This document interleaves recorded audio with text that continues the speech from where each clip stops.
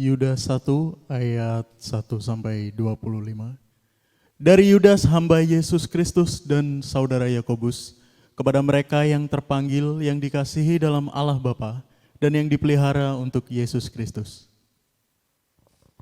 Rahmat, damai sejahtera dan kasih kiranya melimpahi kamu.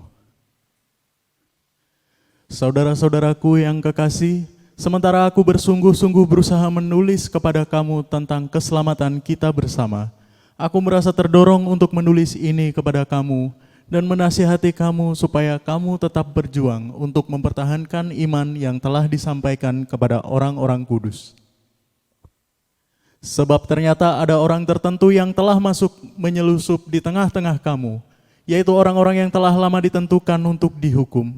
Mereka adalah orang-orang yang fasik yang menyalahgunakan kasih karunia Allah kita untuk melampiaskan hawa nafsu mereka dan yang menyangkal satu-satunya penguasa dan Tuhan kita Yesus Kristus.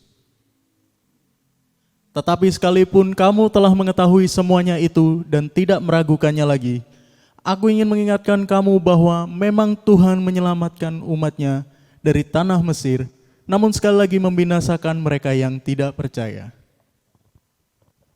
Dan bahwa ia menahan malaikat-malaikat yang tidak taat pada batas-batas kekuasaan mereka, tetapi yang meninggalkan tempat kediaman mereka dengan belenggu abadi di dalam dunia kekelaman sampai penghakiman pada hari besar.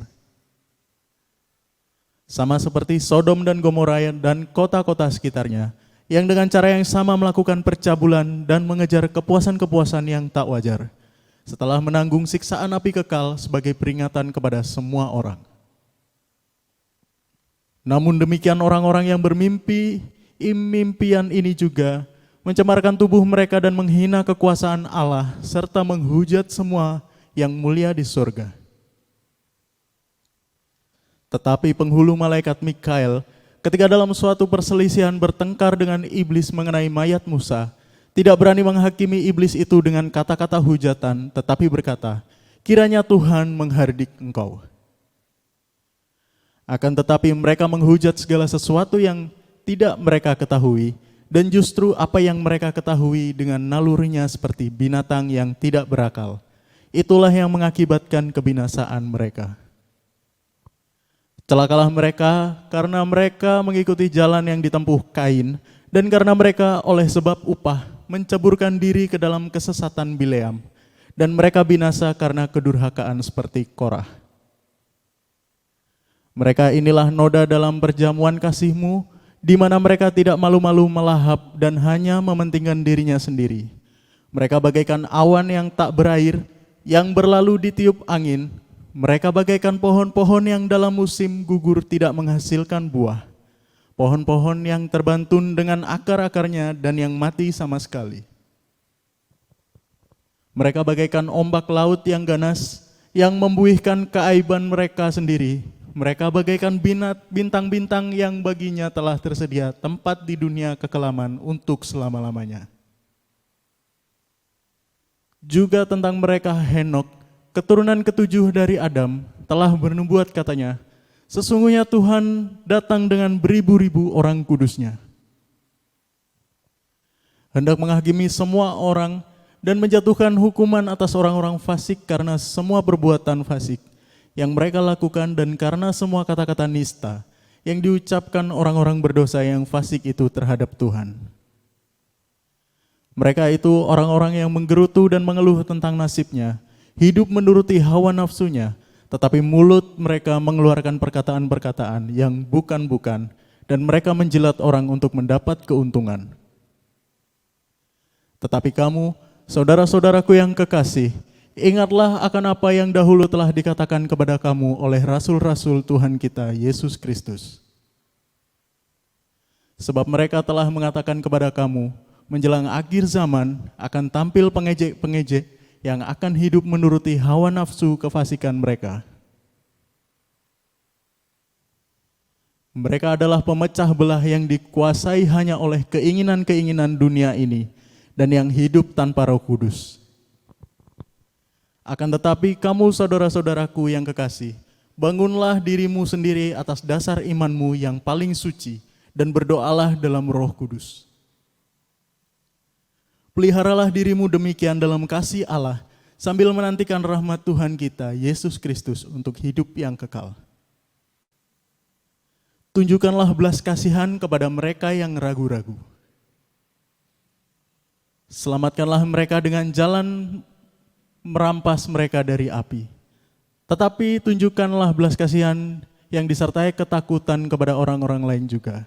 Dan bencilah pakaian mereka yang dicemarkan oleh keinginan-keinginan dosa. Bagi Dia yang berkuasa menjaga supaya jangan kamu tersandung dan yang membawa kamu dengan tak bernoda dan penuh kegembiraan di hadapan kemuliaan-Nya. Allah yang Esa, Juru Selamat kita oleh Yesus Kristus, Tuhan kita, bagi Dia adalah kemuliaan kebesaran, kekuatan dan kuasa, sebelum segala abad dan sekarang dan sampai selama-lamanya. Amin. Ya, Shalom, selamat siang Bapak Ibu Saudara.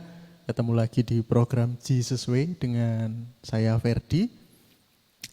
Di minggu lalu kita udah membahas tentang peringatan-peringatan dari Yudas.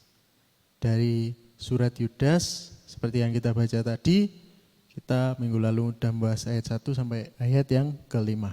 Sekarang kita akan mencoba bahas kelanjutan dari ayat yang kemarin. Sebelum itu kita akan baca dulu dari ayat yang ketiga.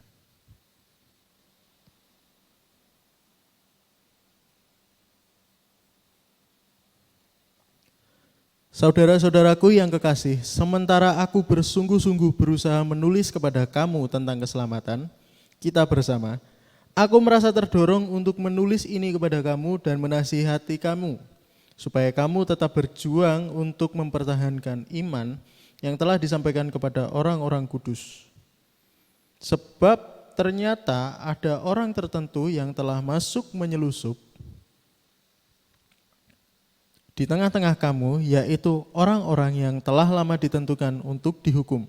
Mereka adalah orang-orang yang fasik, yang menyalahgunakan kasih karunia Allah kita untuk melampiaskan hawa nafsu mereka dan yang menyangkal satu-satunya penguasa dan Tuhan kita Yesus Kristus. Ayat yang kelima.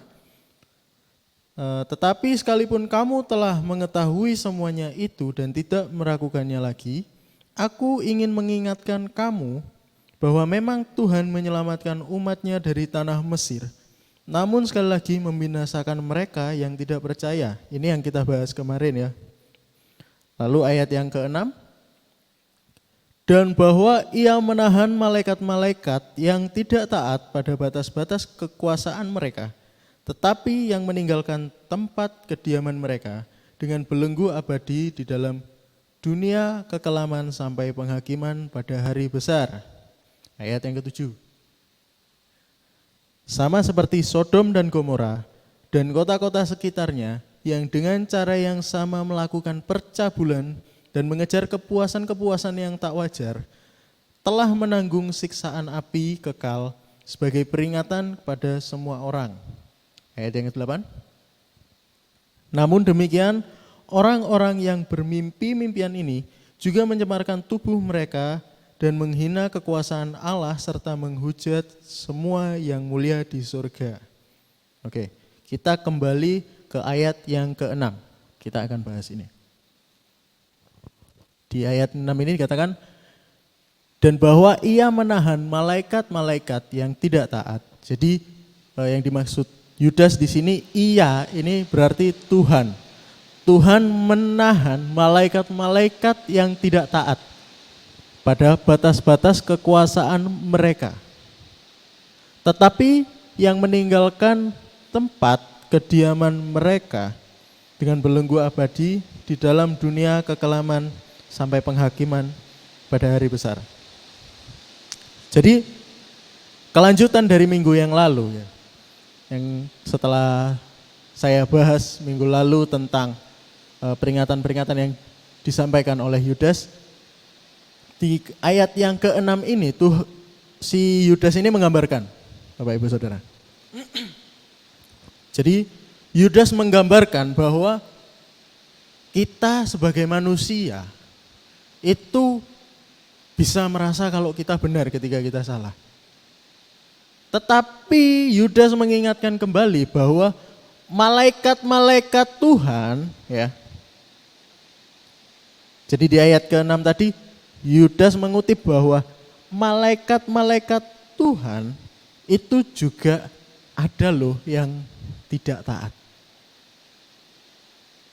Oh, kan malaikat.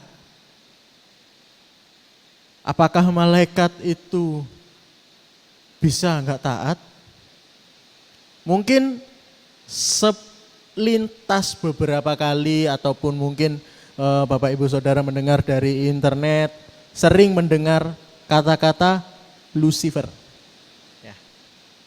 Kata-kata Lucifer atau nama Lucifer.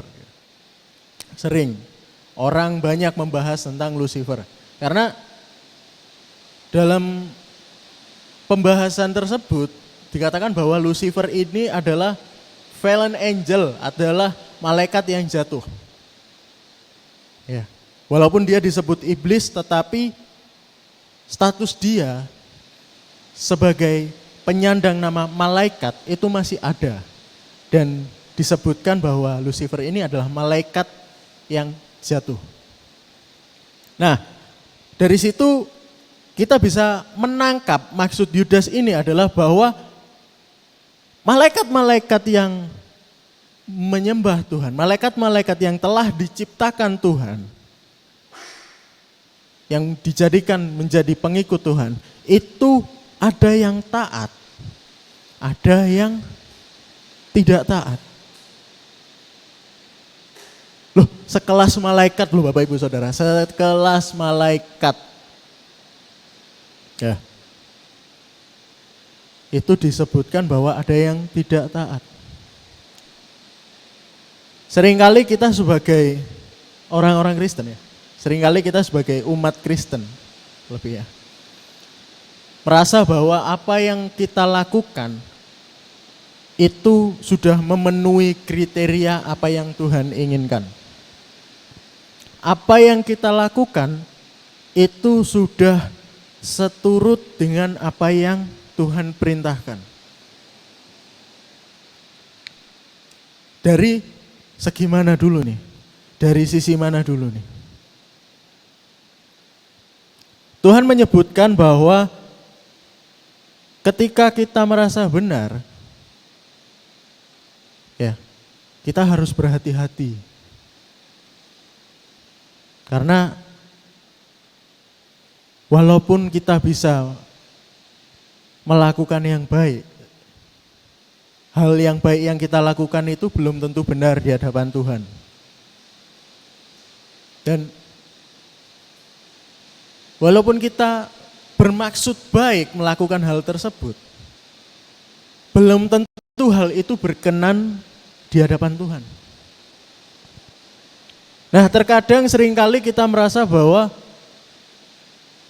ada momen-momen di mana kita merasa harus melakukan sesuatu yang kita tahu bahwa itu tidak berkenan bagi Tuhan. Yang kita tahu bahwa itu keluar dari perintah ajaran yang telah Tuhan berikan untuk kebaikan menurut kita. Contoh, saya pribadi berbohong demi kebaikan.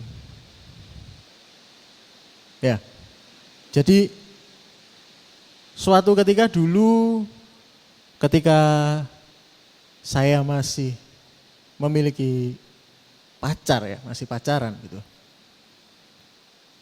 Pada zaman-zaman kejatuhan saya, itu saya berbohong demi kebaikan.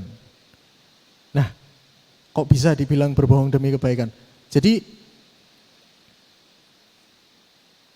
aku ini bilang ke orang-orang, ya, bilang ke orang-orang bahwa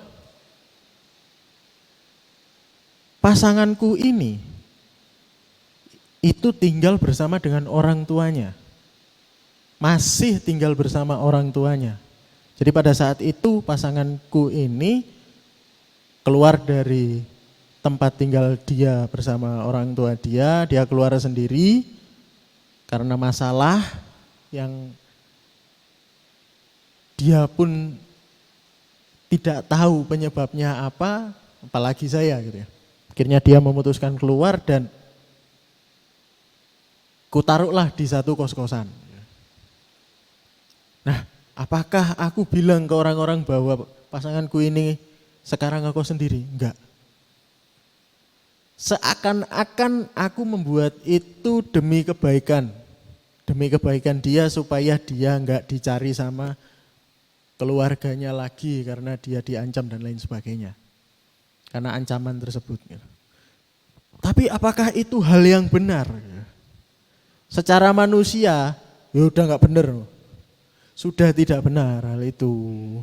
Dia masih punya orang tua, dia masih tanggung jawab orang tuanya. Terlebih lagi, ya, aku menutupi hal itu untuk kepuasan pribadi di sisi lain, di luar konteks dari kebaikan itu tadi.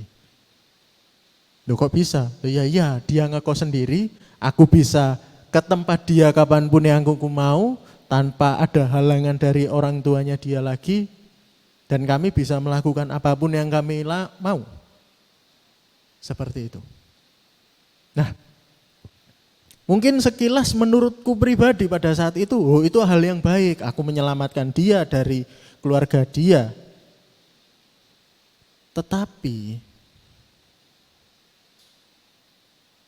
hal itu sangat menyimpang jauh dari ajaran-ajaran yang telah Tuhan berikan. Jadi orang-orang ya yang merasa benar terlebih ditambah ya. Jadi udah merasa benar nih, ditambah ingin melakukan suatu hal yang memuaskan diri mereka pribadi dengan cara-cara mereka sendiri. Dan menyimpang dari hal-hal anggap yang lazim. Jadi ketika kita mendapatkan sesuatu, kita bekerja, anggaplah. Kita bekerja mendapatkan hasil. Nah, hasil yang kita dapatkan itu apakah bisa bermanfaat? Apakah bisa menjadi berkat juga? Seperti yang kita tahu bahwa ketika kita punya pohon mangga ya bahasanya, yang berbuah lebat dan banyak, anggap sekali panen bisa satu pickup. Apakah satu pickup itu akan kita makan semuanya? Kan enggak mungkin. Loh kan bisa dijual. Nah dijual itu kan bermanfaat. Di mana orang yang membeli mangga dari kita mendapatkan untung karena harganya lebih murah. Dan kita pun juga mendapatkan hasil dari buah itu tadi. Kalau bahasa zaman sekarang win-win solution.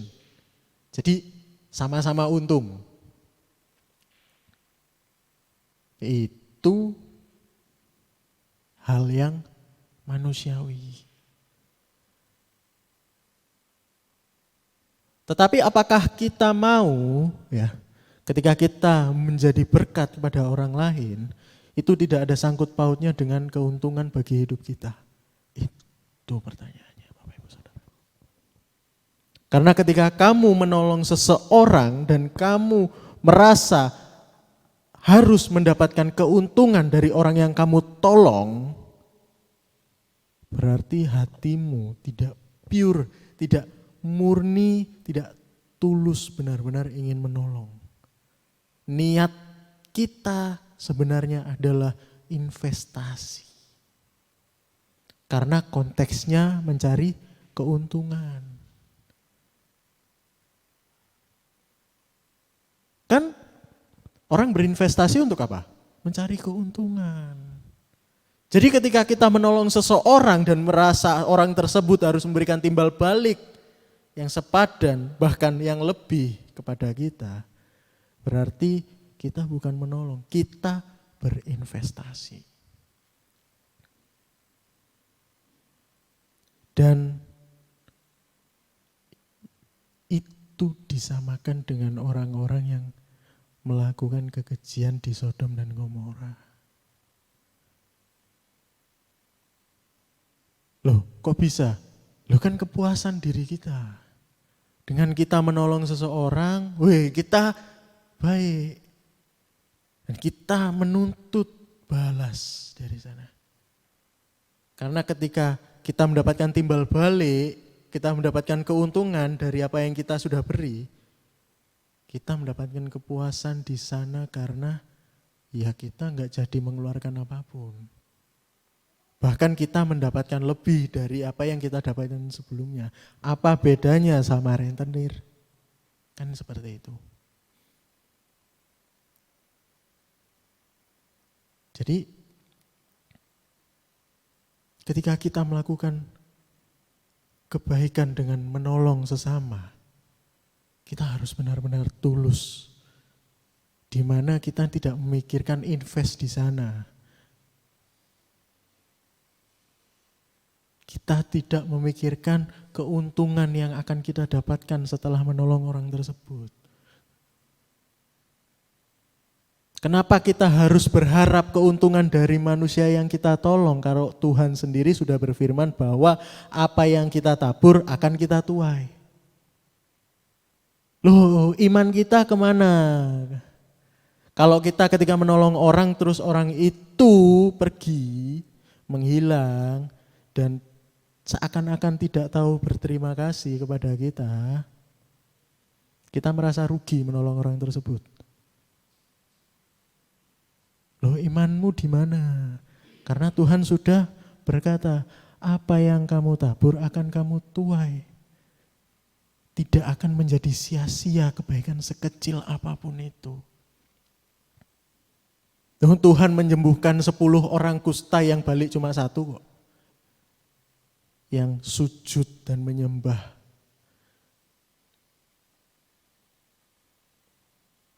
Bayangkan, itu penyakit kusta yang ditahirkan. 10 orang yang balik cuma 1. Dan Tuhan tidak melihat yang 9, Tuhan melihat yang 1 kembali ini.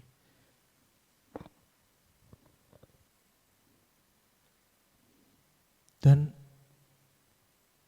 ada buah di sana. Seperti itu Bapak Ibu Saudara. Kita lanjut ayat ke-7.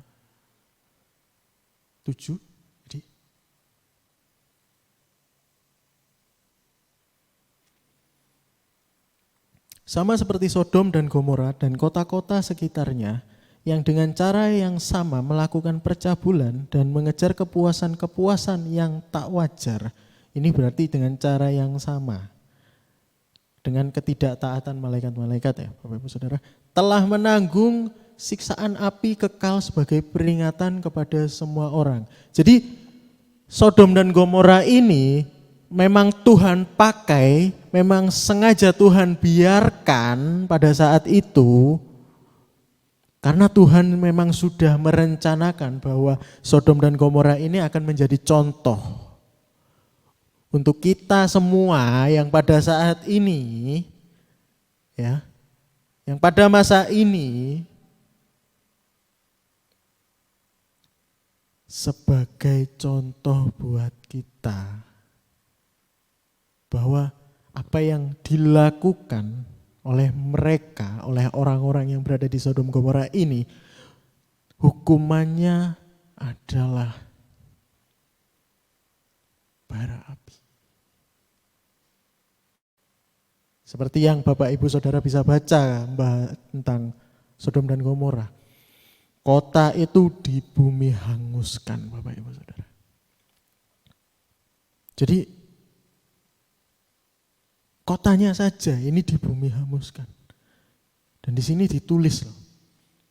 telah menanggung siksaan api kekal. Dan seperti yang kita tahu, siksaan api kekal itu adalah neraka.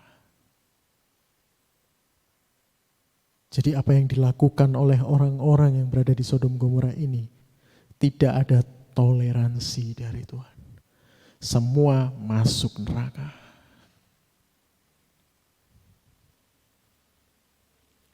Dan itu semua jadi peringatan buat kita. Sudah jadi peringatan buat kita. Makanya ditulis di firman Tuhan. Nah, apakah orang-orangnya sudah habis sampai di sana? Enggak. Seperti yang kita lihat masa-masa sekarang, masih banyak orang-orang yang seperti itu. Masih banyak orang-orang yang mengejar kepuasan-kepuasan dengan cara yang enggak wajar. Masih banyak orang-orang yang menyembuhkan stres mereka dengan cara yang mereka inginkan sendiri, walaupun itu menyakiti diri mereka, walaupun itu menghancurkan hidup mereka. Tapi karena mereka merasa bahwa hal itu bisa menyembuhkan stres mereka, tetapi tetap dilakukan. Contoh seperti saya yang memutuskan menjadi perokok, seperti yang saya bilang minggu lalu. Dengan merokok saya bisa melepas stres saya. Tapi apakah itu menjadikan hidup saya lebih baik? Enggak, semakin menghancurkan hidup saya. Jadi hal-hal seperti itu yang Yudas telah peringatkan kepada kita. Bahkan sebelum Yudas peringatkan kepada kita di surat-surat sebelumnya, seperti yang Yesus juga sudah peringatkan. Yang telah ditulis di firman Tuhan. Dari perjanjian lama dan sampai perjanjian baru. Itu Tuhan selalu mengingatkan kita dan mengingatkan kita. Dengan berbagai macam hal, dengan berbagai macam kejadian. Dengan bermacam-macam contoh yang sudah telah Tuhan berikan. Tetapi respon kita, respon hati kita ketika kita mendapatkan peringatan tersebut, itu yang menentukan kemana hidup kita akan berjalan selanjutnya. Kita lanjut ke ayat yang ke-8.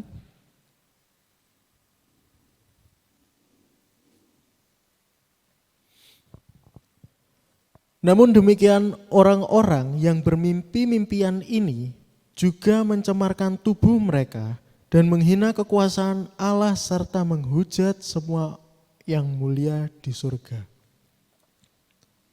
Jadi di sini Yudas menulis, namun demikian orang-orang yang bermimpi-mimpian ini.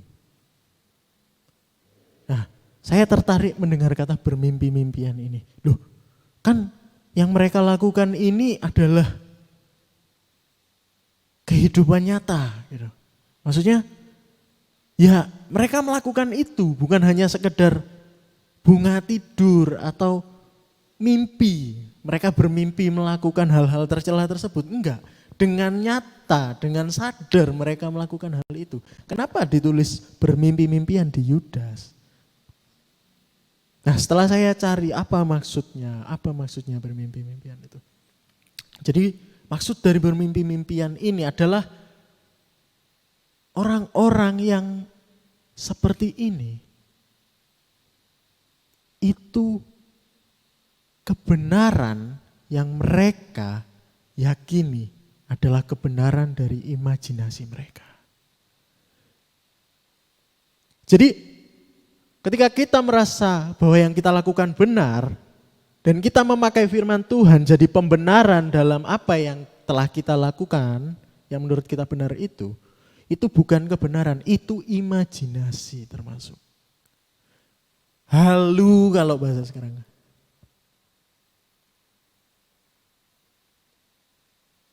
Jadi orang-orang dari Sodom Gomora ini termasuk orang-orang yang memiliki imajinasi yang berbahaya. Salah satu imajinasi yang berbahaya. Dan bayangkan kita sebagai manusia yang memiliki kehendak bebas. Imajinasi itu tidak terbatas. Jadi jangan jadikan firman Tuhan sebagai imajinasi dalam kehidupanmu. Tetapi jadikan firman Tuhan itu hidup di dalam hidupmu. Firman Tuhan yang dijadikan imajinasi itu kayak gimana sih?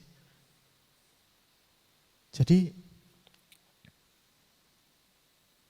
ketika kita tahu di firman Tuhan dijelaskan bahwa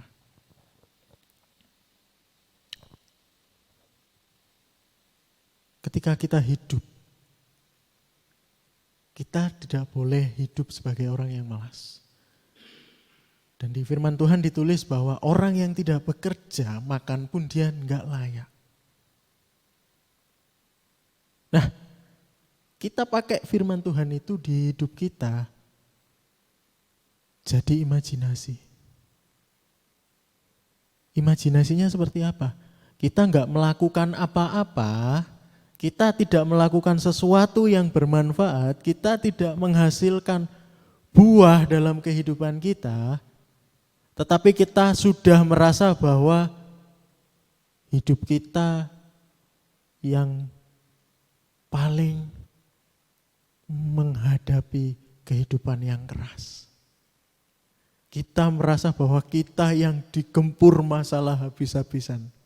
Sedangkan kenyataannya kita tidak melakukan apapun. Dan kita merasa benar ketika ditegur bahwa kamu jangan malas.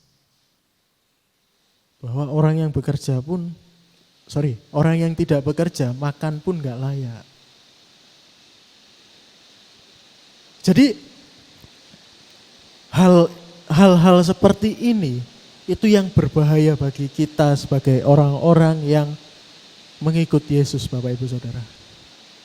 Orang-orang yang mendeklar bahwa kita adalah orang Kristen. Bahwa ketika kita merasa benar, sadar tidak sadar, firman Tuhan yang kita pakai untuk pembenaran, itu menjadi imajinasi kita sendiri. Jadi bukan firman yang hidup dalam hidup kita, tetapi kita pakai firman untuk imajinasi pembenaran atas apa yang kita lakukan. Dan di situ dikatakan bahwa orang-orang Sodom Gomora ini mencemarkan tubuh mereka dan menghina kekuasaan Allah.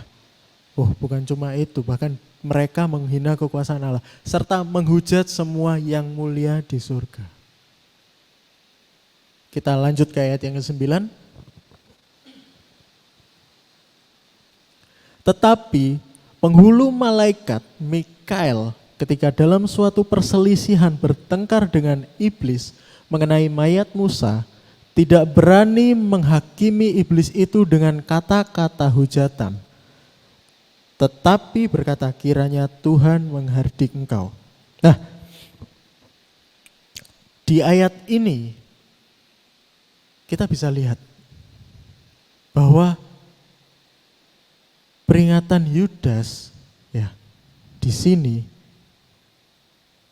itu sudah sampai di titik di mana orang yang menghujat, orang yang menghakimi, orang yang menyalahkan orang yang belum tentu dia tahu bahwa apa yang dilakukan itu benar atau salah. Karena mereka yang melakukan hal-hal seperti ini itu sudah dipastikan merasa dirinya yang paling benar. Dan kenapa Yudas membahas hal ini? Nah, jawabannya kita lihat di ayat yang ke-10.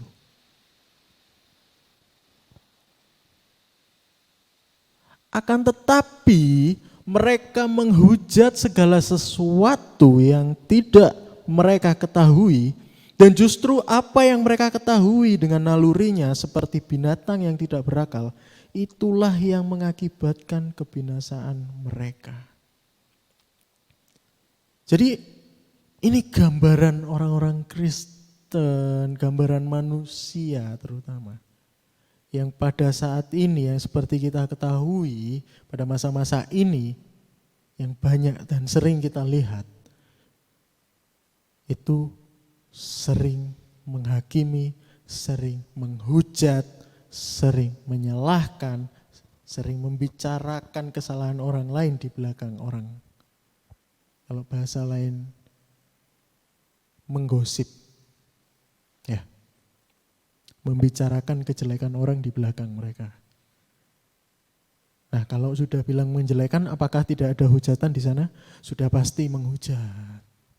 Sudah pasti orang yang dibicarakan ini dihujat. Seperti itu. Malaikat aja ya, di ayat 9 tadi ditulis, malaikat saja yang pada saat itu sedang bersiteru dengan iblis tentang mayat Musa, enggak mau menghujat iblis. Ya. Bahkan enggak berani menghujat, enggak berani menghakimi si iblis. Malaikat sekelas malaikat. Kalau yang kita tahu kedudukan malaikat dan iblis itu berbeda. Tetapi dia nggak berani menghujat iblis. Sedangkan kita yang sebagai manusia, apalagi orang-orang yang mengaku orang Kristen ini, dengan terang-terangan ya, menghujat orang lain tanpa rasa bersalah. Tanpa memikirkan apa yang kita lakukan ini ke depannya akan berdampak menjadi seperti apa. Hanya karena aku emosi, aku sangat kesel sama dia.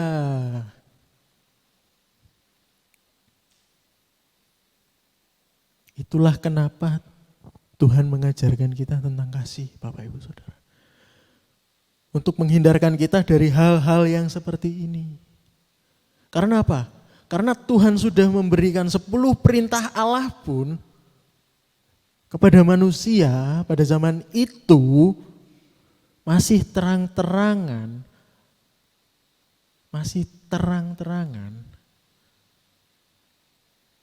Mereka lawan hukum itu. Mereka tidak mau patuh dengan hukum yang Tuhan berikan. Dengan terang-terangan, Bapak Ibu Saudara.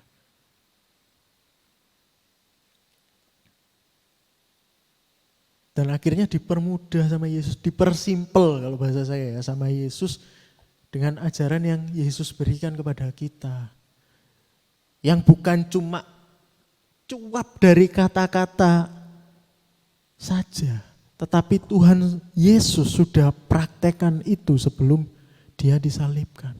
Sampai di titik dia disalibkan di kayu salib, itu bukti kasih terbesar yang dia berikan kepada umat manusia. Dengan mengorbankan dirinya sebagai anak Allah. Termasuk Tuhan yang mengasihi kita dengan mengorbankan anaknya yang tunggal. Untuk menebus dosa kita. Sampai sejauh itu Tuhan ingin memagari kita jauh dari dosa.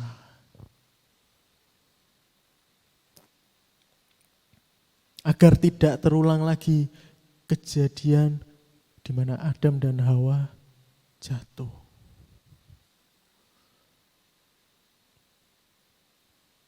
Dan dari sini kita bisa belajar Bapak Ibu Saudara, bahwa Tuhan sudah melakukan segala cara untuk berusaha memagari kita.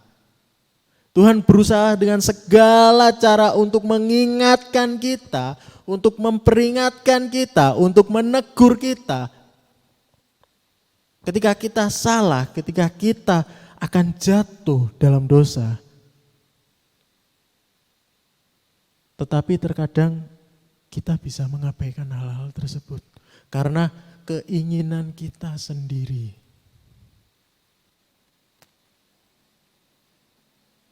Saya enggak ngomong orang, saya pribadi Bapak Ibu Saudara.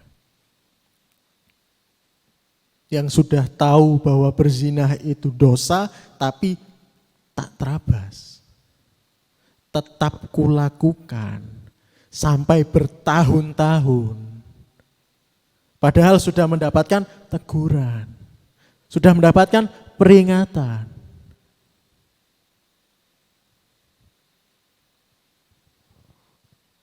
Apakah hanya saya? Semoga saja hanya saya. Semoga saja hanya saya, Bapak Ibu Saudara. Jangan orang lain. Karena apa? Karena orang-orang yang seperti ini, seperti yang di ayat sebelumnya dikatakan adalah orang-orang fasik yang telah lama diputuskan sama Tuhan akan dihukum.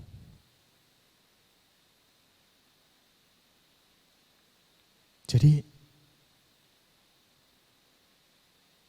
pada siang hari ini, ya, dari peringatan Yudas yang kita bahas di kelanjutan minggu lalu, kita tahu bahwa Tuhan sudah memberikan contoh melalui banyak hal yang telah difirmankan, yang telah kita lihat secara nyata mungkin dari kehidupan orang-orang di sekitar kita, dari kehidupan orang-orang yang menjadi role person, ya. Jadi seseorang yang kita pandang, yang kita jadikan contoh. Jadikan sebuah figur. Termasuk Yesus yang kita jadikan sebagai figur Bapa. Itu untuk menjaga kita karena Tuhan sangat mengasihi orang-orang, umatnya, kita sebagai orang Kristen. Bahkan orang-orang yang di luar sana yang belum mengenal Tuhan. Ya. Jadi jaga hatimu, Bapak Ibu Saudara.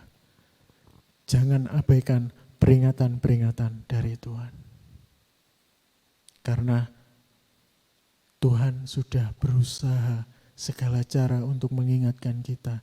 Jangan sampai kita tidak terjangkau lagi dari suara Tuhan hingga kita enggak bisa mendengar ataupun merasakan peringatan dari Tuhan lagi. Terima kasih, Tuhan Yesus memberkati.